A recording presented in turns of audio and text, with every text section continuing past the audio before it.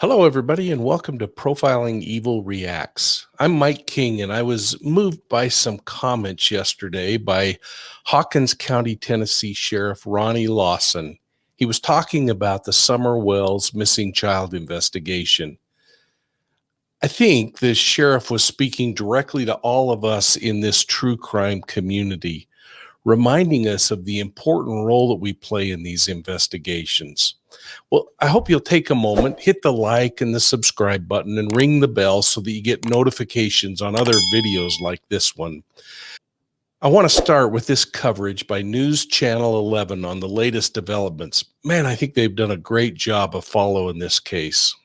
Enforcement spoke for the first time on camera today in more than 2 weeks on the disappearance of Summer Wells. You'll remember families said they last saw the 5-year-old at their home in Hawkins County in the Beach Creek community on June 15th. Bianca Murray spoke with one of the lead agencies in the case. Hawkins County Sheriff Ronnie Lawson tells me everything is on the tables. Investigators are not ruling out an abduction or that she might have walked away from her home. Their only goal is to find Summer, but they're saying it's difficult with circulating rumors on social media. In my position and my detectives, everywhere we go, everybody wants to share their opinion, which is, we understand that. But 99.9% of things that people are posting or saying, we've already looked into and taken care of. Lawson says anyone living in roughly 5-mile radius of the Beach Creek community should look at their trail or security camera footage again from the day Summer disappeared. And sometimes people will think, well, I saw that, but it probably wouldn't mean anything. But the least little thing to us may be something huge. So that's why we ask for the public, everything they see, to continue to check their property, their outbuildings and different things like that. What kind of a toll has this taken on your department? Mentally, physically, and emotionally. A lot of my officers have small children. They have grandchildren, and we know what goes through our mind if that would be our child or grandchild. And plus, us spending so much time in Beach Creek for 3 weeks, but my office never stopped. We're still answering all the same amount of calls, still, bringing people to jail, investigating other cases, and it just wires you out. Investigators are still hoping to find a potential witness who drives a red or maroon truck that was spotted in the Ben Hill Road neighborhood the afternoon of June 15th. The biggest thing is the ladder racks and the white buckets. Means that they do some kind of work, and that vehicle was seen in the area sometime during her disappearance.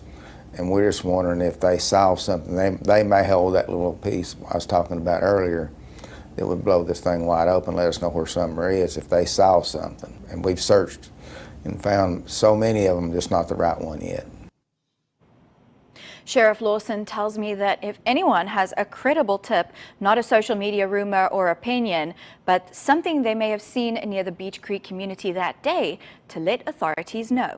Now, the sheriff doesn't want my opinion, but my opinion is that he's pleading with us in the true crime community to be really careful about spreading unsubstantiated information through social media or even our channels. As creators, we have a responsibility. He's sending a clear message of how powerful this medium is. And we're all a part of this. And it reminds us that we could be hurting law enforcement's efforts if we somehow are promoting the what ifs or unsubstantiated information. There are so many theories floating out there, and the sheriff was just trying to be as clear as he could yesterday that there are no persons of interest in this case of this little 5-year-old Summer Wells.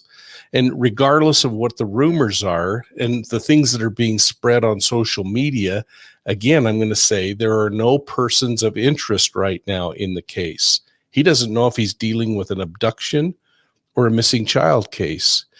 He reminded us that his detectives are working closely, and they pulled in Tennessee Bureau of Investigations, TBI, and the Federal Bureau of Investigations, FBI, to follow up on leads. The agency has taken almost 900 leads so far. That's like 35 leads per day that investigators are looking into and either having to exclude or add to this growing task list in their follow-up investigation. The sheriff's also been very clear that his main focus still is finding Summer Wells and bringing her home. Lawson said, quote, "There's no person of interest. Everybody's a suspect right now. Everything's on the table, and our main focus is to find Summer, to bring her home. Whichever way it goes with a suspect, or if she's lost in the woods, or whatever. If she's been abducted, whatever. Everything's on the table. We're not just focusing on one thing because we have no reason to," close quote. Man, I really thought that was powerful. And let me just repeat that last sentence, quote, "We're not focusing on one thing because we have no reason to," close quote. Now, I know we've all heard a lot about the polygraphs and the information circulating around polygraph examinations, but we haven't heard, at least I haven't heard, of an official report on the results. There have been some compelling discussions, and I've been watching some of my favorite channels where people are discussing things they know about those exams, but I guess I'm just saying we should hold judgment until we hear the results released through an official government channel.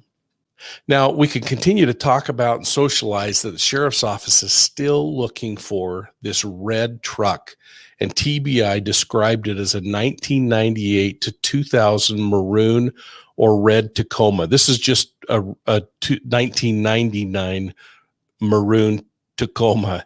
They added that the truck has a ladder rack and white buckets in the back, and TBI stressed that the driver is not a suspect in the case, but maybe a potential witness.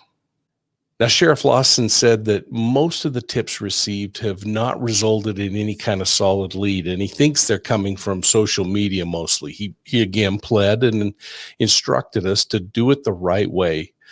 And the way that he's instructing is that we call the sheriff's office.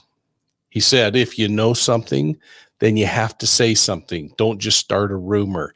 And remember, he talked about 99.9% of the things that people are posting right now are things they've looked into.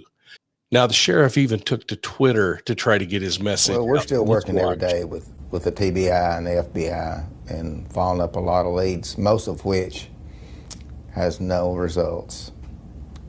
I think a lot of it is coming from social media and the people that has 100% knowledge this happened, but they're not doing it the right way. You don't put stuff on social media.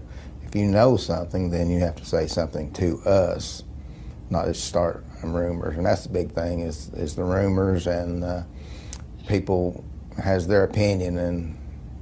And in my position, and my detectives, everywhere we go, everybody wants to share their opinion, which is, we understand that. But 99.9% of things that people are posting or saying, we've already looked into and taken care of. Now, Sheriff, here I've got to just say something. You can't have it both ways, though. The community is really aching for information. It's also a community that is connected, and they're gonna get people that can come forward and share information.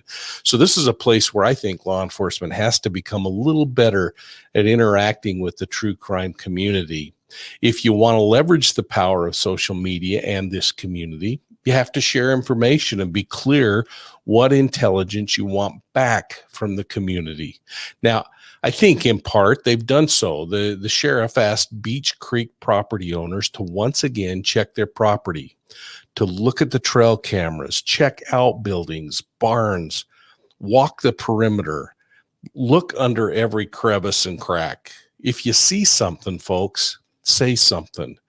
Now, investigators continue to uncover every stone that they become aware of, and the search for Summer, while not as large as during the first few weeks, hasn't stopped.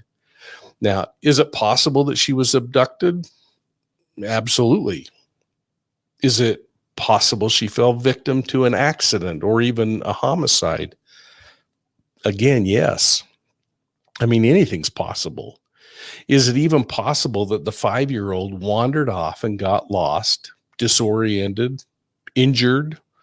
Again, I have to say, yes, it is possible. We just don't know, and that's why we remain vigilant in looking for this little 5-year-old Tennessee white girl. She's got a shaved head. When it's grown, it's blonde. She's 3 feet tall and she weighs 40 pounds. And if you know anything about this little blue-eyed girl who's been missing for nearly a month, please call the Hawkins County Sheriff's Office, the Tennessee Bureau of Investigations, or the Federal Bureau of Investigations. Just call 1-800-TBI-FIND or email tips@tbi.gov. So here's my question for you. What information do you think the investigators in this case should be providing that would help the public interact and look for Summer Wells? I'm going to be looking for your comments down below. And thanks for tuning in to Profiling Evil. We'll see you soon at the next crime scene.